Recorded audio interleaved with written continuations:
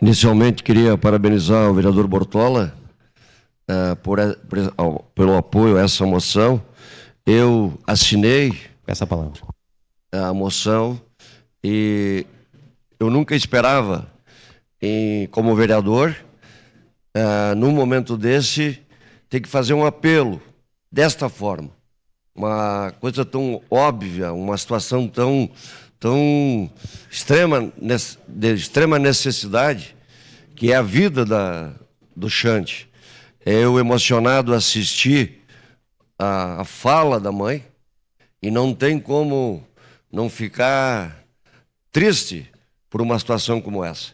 Então, nós, vereadores, vamos dar aquilo que nos compete, ou seja, fazer o apelo, dar o apoio e fazer com que o laboratório recue, volte atrás, porque fazendo isso ele está salvando vidas e é tudo aquilo que nós esperamos.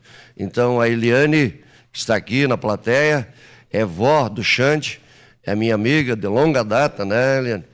É síndica permanente do prédio Everest, não larga da função, é uma função tão difícil.